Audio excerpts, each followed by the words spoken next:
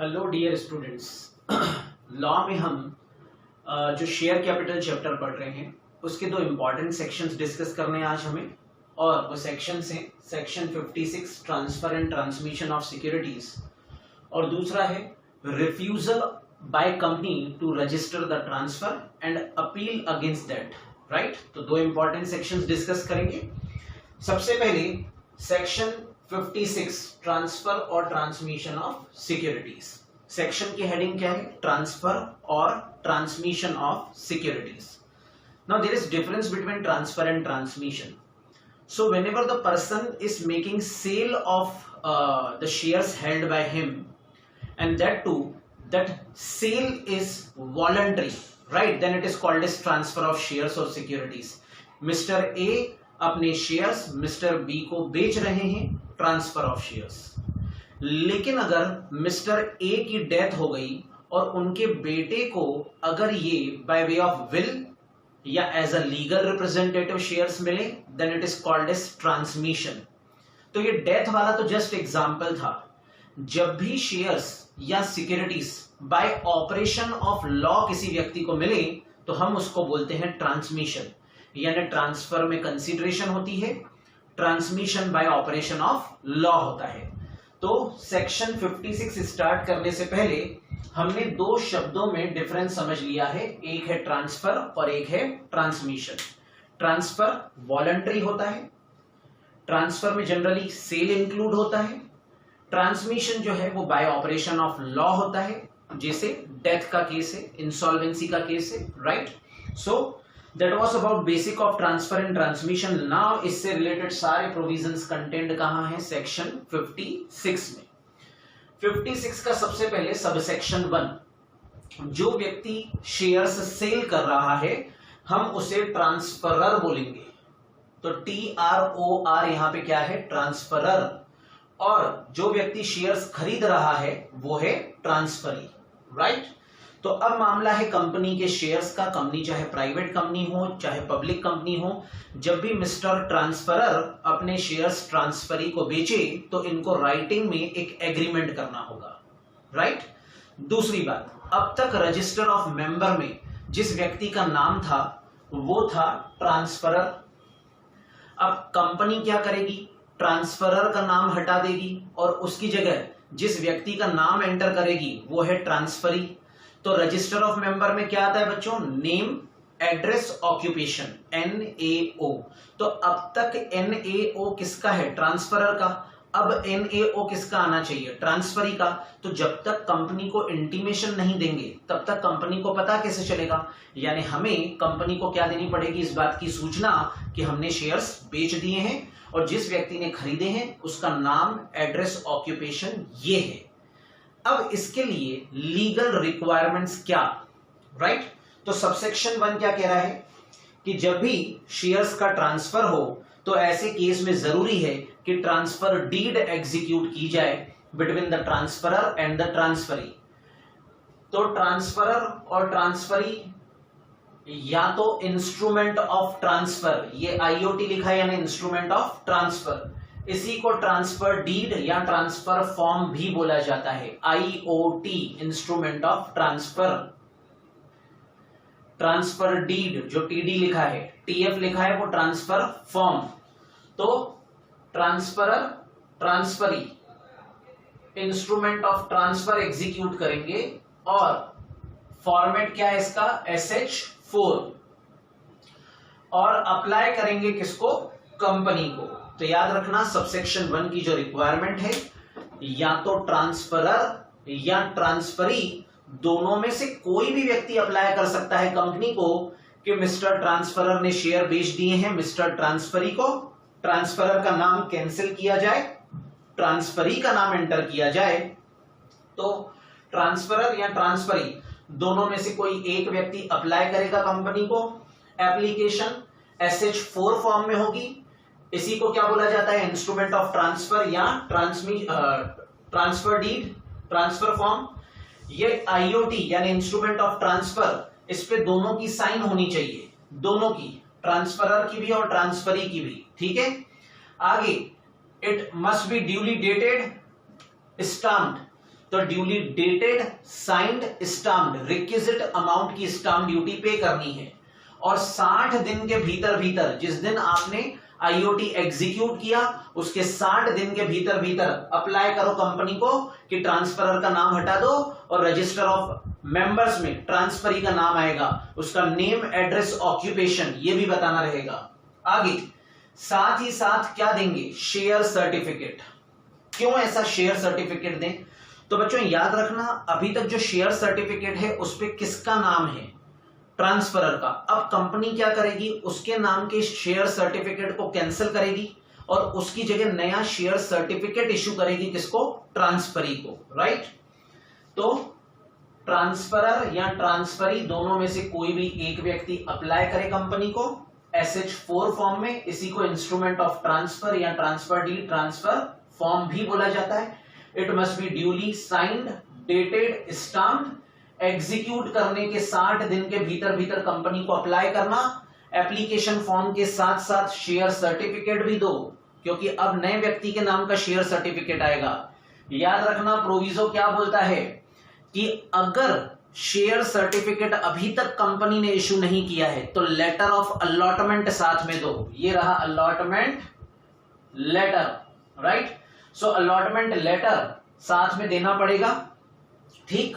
और अगर ये आईओटी जिसे हमने इंस्ट्रूमेंट ऑफ ट्रांसफर या ट्रांसफर डीड बोला था, ये लॉस हो गई, घूम गई, मिस्टर ट्रांसफरर ने ट्रांसफरी को शेयर्स बेच दिए लेकिन ट्रांसफर डीड लॉस हो चुकी है, तो याद रखना कंपनी अपने आप को सेव करने के लिए क्या एग्जीक्यूट करवाएगी, इंडेमनिटी बॉन्ड।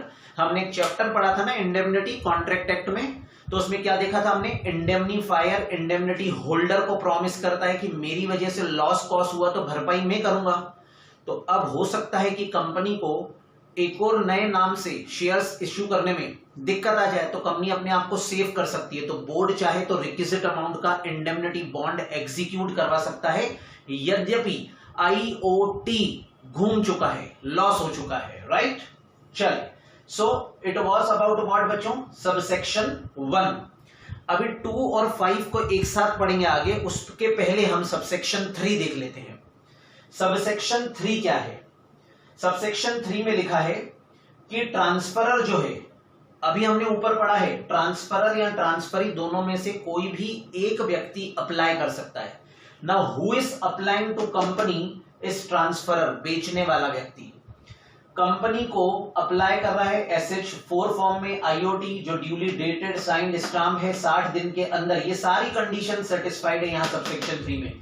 बस बात इतनी सी है कि जो ट्रांसफरर है वो अप्लाई कर रहा है कंपनी को कि शेयर ट्रांसफरी के नाम पे रजिस्टर करो, और ये वाले शेयर्स पार्टली पेड शेयर्स हैं, फुल्ली पेड शेयर्स नहीं है। तो ऐसे केस में आप सब लोगों को पता है मेंबर्स की लायबिलिटी कहां तक आती है, up to the amount if any unpaid on shares. तो ऐसे केस में अगर ट्रांसफरर ने अप्लाई किया है और आईओटी ट्रांसफरर लॉन्च कर रहा है, तो कंपनी ऐसे केस में पहले नोटिस देगी ट्रांसफरी को कि क्या आपको पता है जिस ट्रांसफर को लॉन्च किया गया है आपके नाम पे वो पार्टली पेड शेयर्स का है, फुल्ली पेड शेयर्स का नहीं है। क्यों? क्योंकि ट्रांसफरी की आगे लायबिलिटी आ सकती है ना अनपेड अमाउंट के लिए। बच्चों अगर फुल्ली पेड शेयर्स हो और ट्रांसफरर अप्लाई करे, कोई जरूरत नहीं है कंपनी को नो ऑब्जेक्शन सर्टिफिकेट लेने की, राइट। तो ऐसे केस में ट्रांसफरर अप्लाई कर रहा है, शेयर्स पार्टली पेड हो, तो कंपनी सूचना देगी किसको, ट्रांसफरी की, कि जो शेयर्स आपके नाम पे रजिस्टर किए जा रहे हैं वो पार्टली पेड हैं। क्या आप इस बात से सहमत हैं? क्या आपको इस बात की अवेयरनेस है? अब 2 सप्ताह के भीतर भीतर ये ऑब्जेक्शन ले सकता है, 2 वीक्स के अंदर अंदर ट्रांसफरी चाहे तो ऑब्जेक्शन ले सकता है। याद रखना ट्रांसफरी ने ऑब्जेक्शन ले लिया तो कंपनी फिर इसके नाम पे शेयर्स रजिस्टर नहीं करेगी, लेकिन ऑब्जेक्शन नहीं लेता है तो इसके नाम पे शेयर्स रजिस्टर हो जाएंगे। इसने बोला आई हैव नो ऑब्जेक्शन, तो इसके नाम पे शेयर्स रजिस्टर। लेकिन अगर ट्रांसफरी 2 सप्ताह तक रिप्लाई नहीं देता है तो याद रखना ऐसा मान लिया जाएगा कि ट्रांसफरी सहमत है इस बात से कि इसके नाम पे पार्टली पेड शेयर्स रजिस्टर कर लिए जाएं। Is it right? तो ये तो हुआ बच्चों सबसेक्शन 3। अब सबसेक्शन 2 और 5 दोनों एक जैसे हैं, राइट, और एक ही सब्जेक्ट मैटर पे हैं, तो हम उनको ले लेते हैं। अभी तक हम जो डिस्कशन कर रहे थे सबसेक्शन 1 में 3 में, it was concern with transfer. अब सबसेक्शन 2 और 5 मेनली कंसर्न विद ट्रांसमिशन। ठीक है, तो अब सबसेक्शन 2 क्या कहता है कि अगर एक व्यक्ति ने इंस्ट्रूमेंट ऑफ ट्रांसमिशन लॉन्च किया, मैं रिपीट कर रहा हूं, इस बार इंस्ट्रूमेंट ऑफ ट्रांसफर नहीं बोल रहा हूं, इंस्ट्रूमेंट ऑफ ट्रांसमिशन। तो ट्रांसमिशन कैसे होता है? Bye operation of law. Transmission में क्या होगा? जैसे मिस्टर ए मर गए और उनके बेटे हैं स्मॉल ए, तो स्मॉल ए ने कंपनी को क्या लॉन्च किया? Instrument of transmission. ठीक है, तो लिखा है there is right to company to register the shares on the basis of instrument of transmission. क्योंकि अब यहां पे दो पार्टीज तो होंगी नहीं, अगर डेथ का केस है दो पार्टीज होंगी क्या? नहीं, जो ओरिजिनल मेंबर है उसकी तो डेथ हो गई, तो जो व्यक्ति लीगल रिप्रेजेंटेटिव है सिर्फ अकेला व्यक्ति इंस्ट्रूमेंट ऑफ ट्रांसमिशन साइन करके कंपनी को देगा। और सबसेक्शन 2 कहता है कि कंपनी राइटफुल है, कंपनी के पास पावर है कि वो चाहे तो इंस्ट्रूमेंट ऑफ ट्रांसमिशन के आधार पे उस व्यक्ति यानी एप्लीकेंट के नाम पे शेयर्स ट्रांसमिट कर सकती है। राइट, चल अब आते हैं सबसेक्शन 5 पे। सबसेक्शन 5 क्या कह रहा है? कंपनी का एक मेंबर है, राइट, जो मेंबर है उसकी क्या हो गई? डेथ हो गई, तो वो डिसीज्ड मेंबर, उस डिसीज्ड मेंबर का लीगल रिप्रेजेंटेटिव है ना। तो हमारे केस में मिस्टर ए, इनकी डेथ हो गई, तो मिस्टर स्मॉल ए, राइट। अब ये स्मॉल ए जो लीगल रिप्रेजेंटेटिव है ये चाहे तो ट्रांसफर कर सकता है सिक्योरिटीज को। और आगे देखें आप, even though he is not member, कितनी इंपॉर्टेंट बात लिखी हुई है, क्या लिखा हुआ है? Even though he is not member. अभी तक रजिस्टर ऑफ मेंबर में किसका नाम था? ओरिजिनल ओनर यानी डिसीज्ड मेंबर जिसकी मृत्यु हो गई।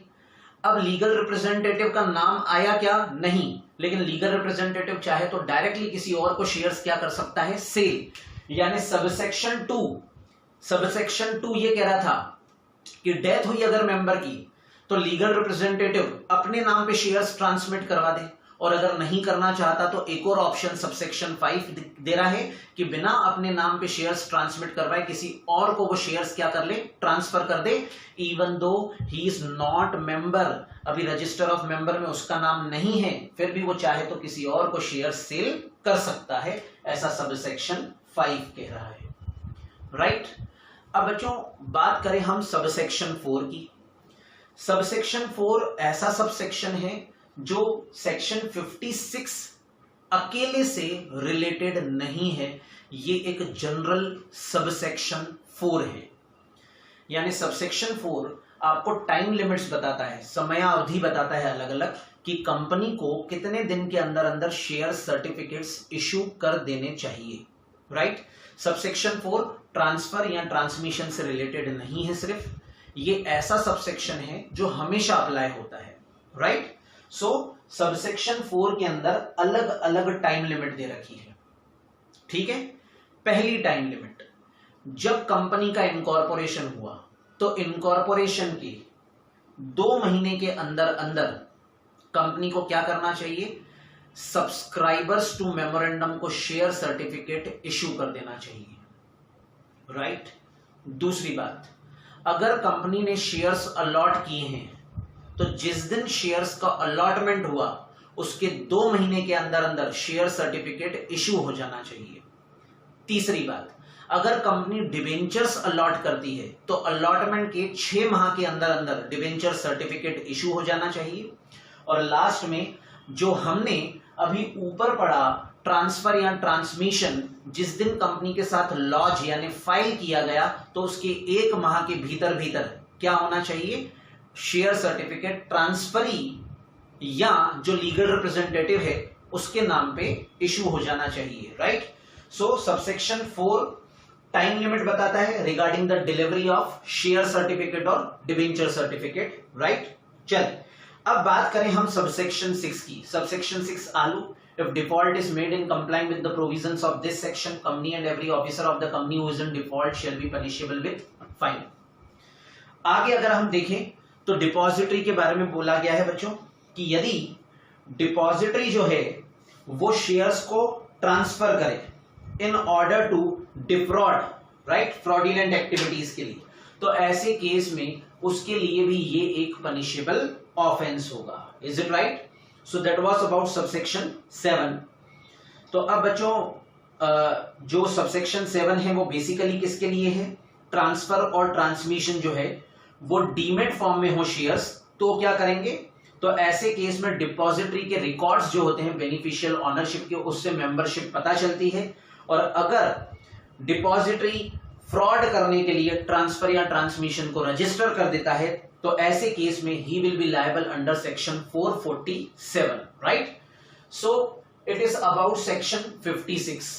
ठीक, अब बच्चों आगे डिस्कस करते हैं हम सेक्शन 57। मैंने मेरे कल के लेक्चर में ले लिया था, है ना, पर्सोनेशन के लिए पनिशमेंट।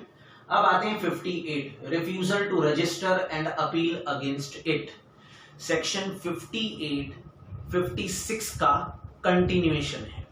तो आज के लेक्चर में इन दोनों को साथ में लेना जरूरी था, क्योंकि ये 58 इज कंटिन्यूएशन ऑफ 56।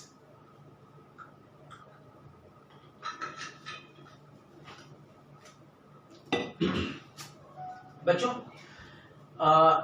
58 पढ़ने से पहले दो बातें पढ़ लेते हैं।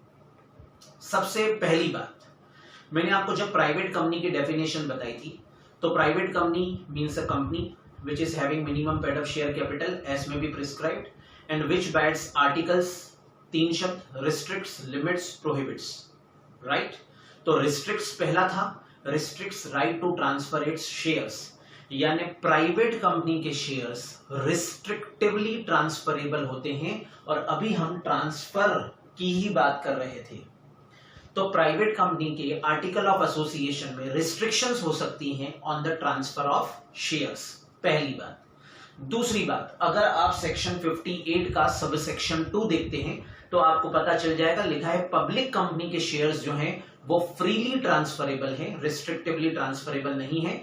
कोई भी व्यक्ति किसी भी व्यक्ति को पब्लिक कंपनी के शेयर्स बेच सकता है, और अगर ट्रांसफरर और ट्रांसफरी के बीच में एग्रीमेंट हो जाता है रिगार्डिंग सेल और transfer of shares, then that is legally enforceable contract और एग्रीमेंट, यानी दोनों पार्टीज के बीच में legal rights and obligations create हो जाते हैं यदि पब्लिक कंपनी के शेयर के ट्रांसफर से रिलेटेड एग्जीक्यूट किया गया है एग्रीमेंट। Is it right? तो दो बातें, प्राइवेट कंपनी के शेयर्स रिस्ट्रिक्टिवली ट्रांसफरेबल होते हैं, रिस्ट्रिक्शन आर्टिकल ऑफ एसोसिएशन में हो सकती है। पब्लिक कंपनी के शेयर्स फ्रीली ट्रांसफरेबल होते हैं, कोई भी व्यक्ति किसी को बेच सकता है, और वो एक लीगली बाइंडेड एग्रीमेंट होगा यदि ट्रांसफरर और ट्रांसफरी एग्रीमेंट टू सेल करते हैं या ट्रांसफर करते हैं। अब इस बैकग्राउंड में हम लेते हैं हमारे सब सेक्शन 1 को। Sub section 1 is for private company. आप देखें यहाँ पे प्राइवेट कंपनी लिखा है बच्चों, it is only for private company. Firstly अभी यहां तक जो मैंने डायग्राम बनाया है उसकी बात कर रहा हूं। ट्रांसफरर और ट्रांसफरी प्राइवेट कंपनी को अप्लाई कर रहे हैं फॉर ट्रांसफर ऑफ शेयर्स। अब ये डायग्राम कहां से आया, तो मैं बता दूं, ये वाली लैंग्वेज जो है ये यहां पे लिखी हुई नहीं है, कहां, सेक्शन 58 में, तो इसको यहां से ले लो। जो ट्रांसफरर और ट्रांसफरी थे, जब शेयर ट्रांसफर होता था तो अप्लाई करते थे कंपनी को SH4 फॉर्म में इंस्ट्रूमेंट ऑफ ट्रांसफर देके। तो ये वही डायग्राम है यहां तक का, राइट? तो अप्लाई किया गया फॉर ट्रांसफर ऑफ शेयर्स, लेकिन इस बार कंपनी कौन है? Private company. अब प्राइवेट कंपनी जो है बच्चों वो अपने आर्टिकल्स के हिसाब से रिस्ट्रिक्शंस को फॉलो करती है, तो वो रिफ्यूज कर सकती है टू रजिस्टर शेयर, राइट? तो प्राइवेट कंपनी ने रिफ्यूज कर दिया कि हमें यह ट्रांसफर लॉन्च नहीं करना है। तो ऐसे केस में प्राइवेट कंपनी जो है वो एप्लीकेंट को, मैंने एप्लीकेंट शब्द क्यों बोला बच्चों? क्योंकि ट्रांसफरर या ट्रांसफरी कोई भी अप्लाई कर सकता है। तो एप्लीकेंट को नोटिस देंगे 30 डेज के अंदर अंदर, 30 दिन कहां से? जिस दिन अप्लाई किया वहां से 30 दिन में नोटिस देंगे along with reasons of refusal कि क्यों आपका ट्रांसफर रजिस्टर नहीं किया जा सकता। बताएंगे हमारे आर्टिकल ने अलाउ नहीं किया है नॉन मेंबर यानी किसी और व्यक्ति को क्या देना? शेयर्स देना। तो ट्रांसफरर या ट्रांसफरी अप्लाई कर रहा था कंपनी को अंडर सेक्शन 56। अगर प्राइवेट कंपनी रिफ्यूज करती है registration of shares, right, transfer register नहीं कर रही है, तो इस बात का नोटिस देना पड़ेगा आवेदक को, एप्लीकेंट को 30 दिन के अंदर अंदर, right, along with reasons as to why the company is making refusal.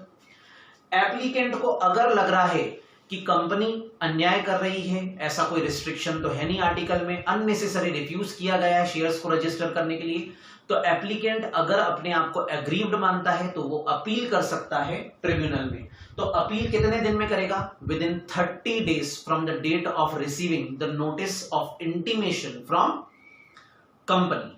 तो कंपनी ने नोटिस दिया 30 दिन में, जिस दिन नोटिस मिला वहां से अगले 30 दिन के अंदर अंदर ट्रिब्यूनल में अपील ले जा सकता है कौन? Applicant, right. आगे, अगर प्राइवेट कंपनी ने इस बात की सूचना नहीं दी, नोटिस देना था ना 30 डेज में, तो कंपनी ने नोटिस ही नहीं दिया कि हम रिफ्यूज करते हैं, राइट, तो अब ट्रांसफरर या ट्रांसफरी में से किसी एक ने अप्लाई किया था for transfer of shares, register करो ट्रांसफर, जिस दिन नोटिस आया वहां से 30 दिन तक वेट करो, 30 दिन तक कोई नोटिस नहीं आया, राइट, तो याद रखना जिस दिन आपने अप्लाई किया है, जिस दिन आपने अप्लाई किया है फॉर रजिस्ट्रेशन ऑफ ट्रांसफर, वहां से 60 दिन के अंदर अंदर अपील कर सकते हैं। तो अब ये 60 दिन कहां से आया? तो देखो कंपनी को 30 दिन बोले थे ना, 30 दिन में नोटिस दो, और जब कंपनी ने नोटिस दिया तो वहां से अगले 30 दिन में हम कहां जा रहे थे? अपील के लिए ट्रिब्यूनल में। तो ऐसे केस में ये 30 + 30 कर लो तो 60 डेज के अंदर अंदर अपील फाइल कर सकते हैं, लेकिन 60 डेज कहां से?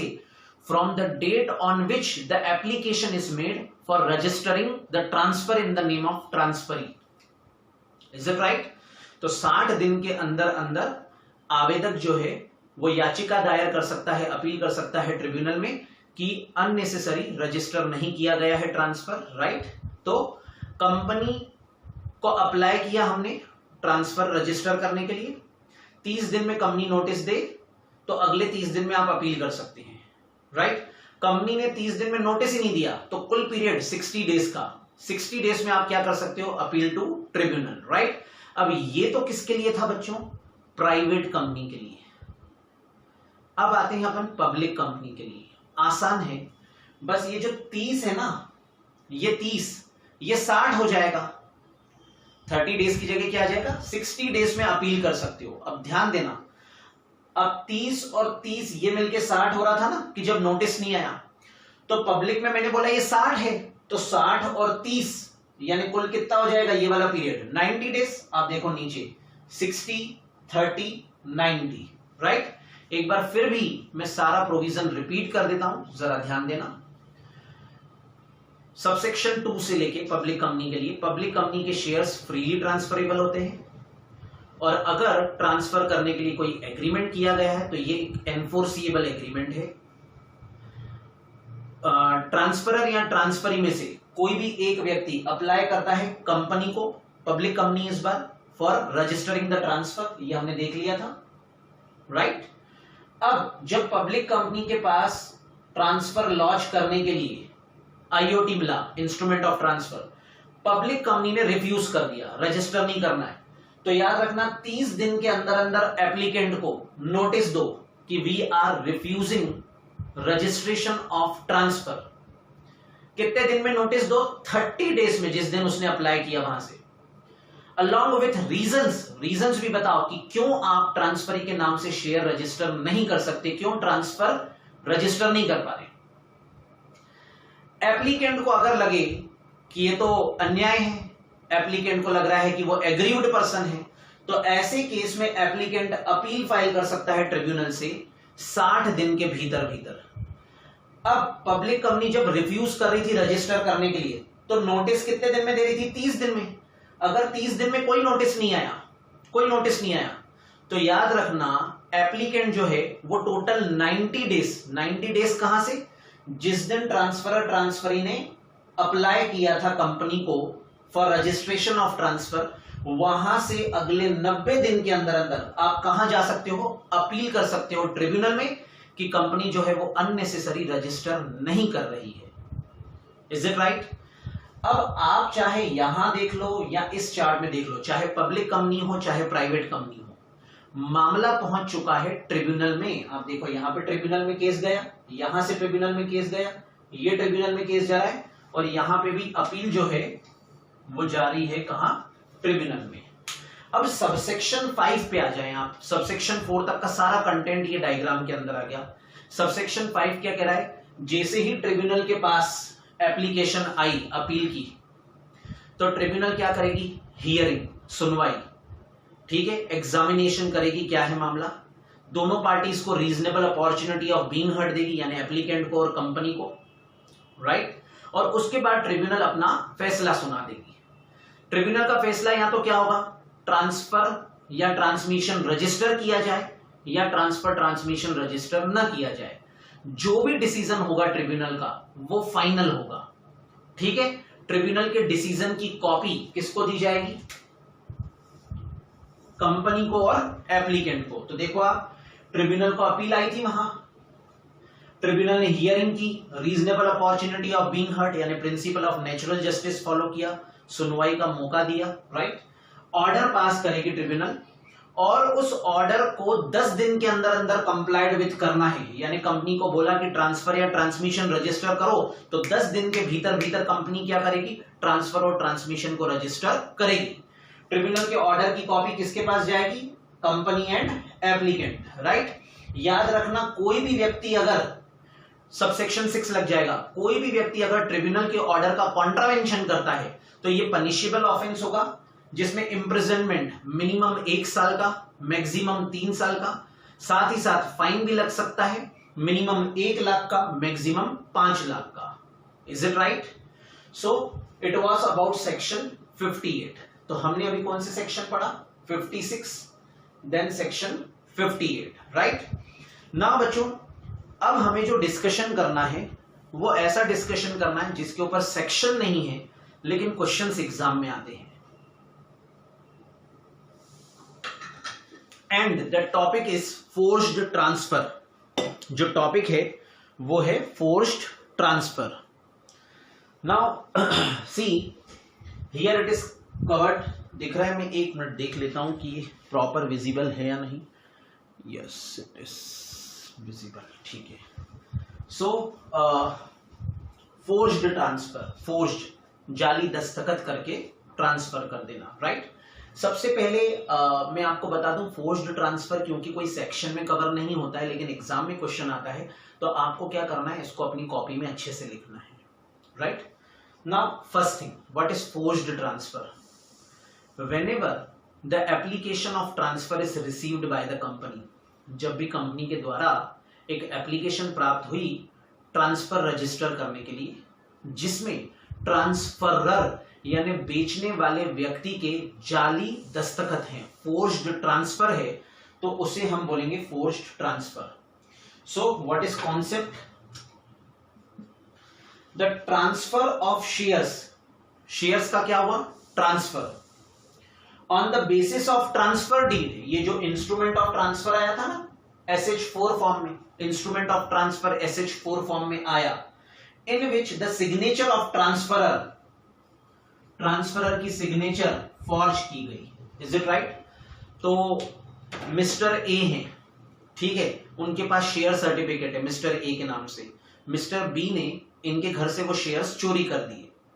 अब खुद ही इंस्ट्रूमेंट ऑफ ट्रांसफर भर दिया, बी ने खुद की साइन तो सही की और ए की जाली दस्तखत की, राइट। कंपनी को भेज दिया, क्योंकि आपने पढ़ा ट्रांसफरर और ट्रांसफरी दोनों में से कोई भी अप्लाई कर सकता है।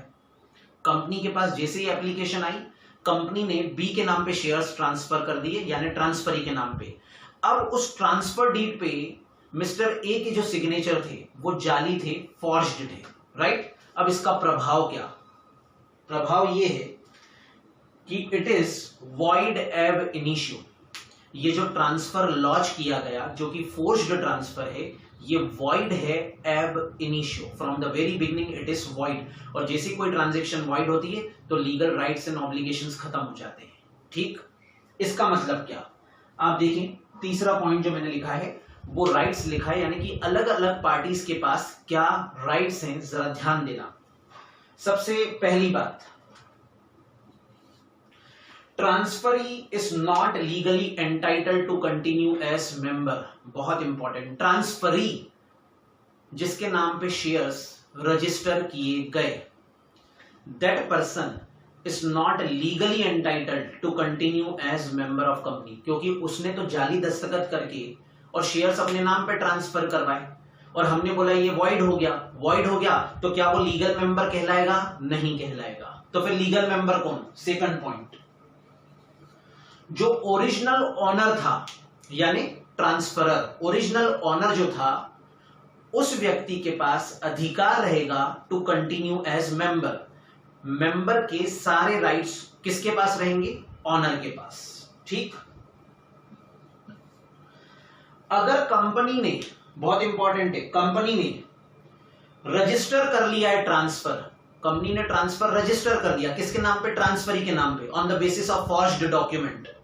तो ऐसे केस में कंपनी जो है उसको ऑनर कंपेल कर सकता है, बाध्य कर सकता है। ऑनर कैन कंपेल, बाध्य कर सकता है कंपनी को कि ट्रांसफरी का नाम काटो, तो कंपनी स्ट्रक ऑफ करेगी, ट्रांसफरी का नाम हटाएगी और वापस किसका नाम लिखेगी? ओरिजिनल मेंबर का, जिसके फॉर्ज्ड सिग्नेचर करके और फिर क्या किया गया था? नाम ट्रांसफरी का लाया गया था।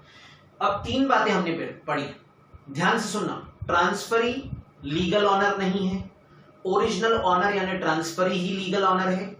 अगर कंपनी ने रजिस्टर कर दिया है ट्रांसफर को, तो ऐसे केस में ट्रांसफरर यानी ओरिजिनल ओनर अप्लाई करेगा कंपनी को, फिर कंपनी क्या करेगी? ट्रांसफरी का नाम, जिसने जाली दस्तखत किए थे, उसका नाम काट देगी रजिस्टर ऑफ मेंबर्स और वापस किसका नाम एंटर कर देगी? ओरिजिनल मेंबर का। ये तो यहां तक का डिस्कशन हुआ। अब मामला क्या है? चौथा और आखिरी पॉइंट, इसको थोड़ा सा आप ध्यान से समझना, ये यहां पे हम समझ लेते हैं।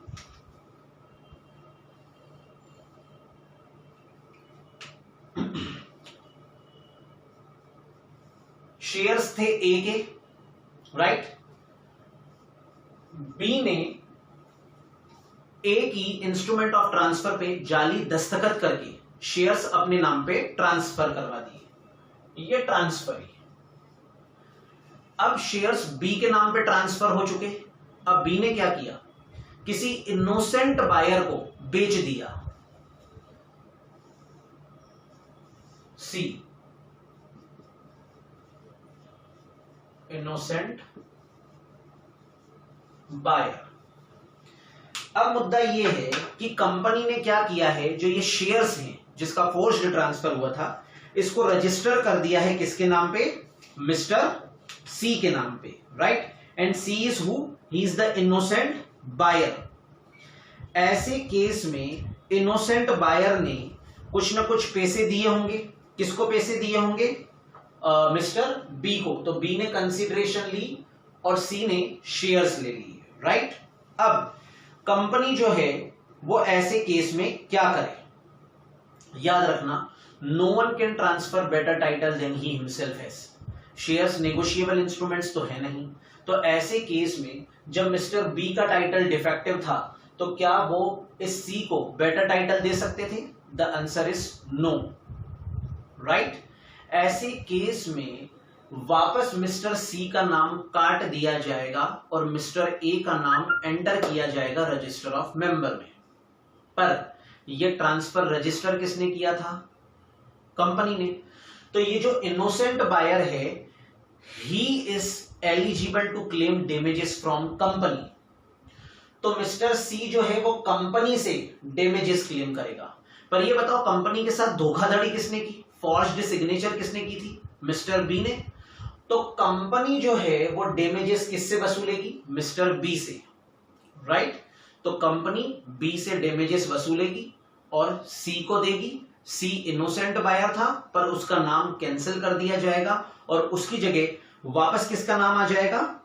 उस व्यक्ति का जो ओरिजिनल ओनर था। Is it right?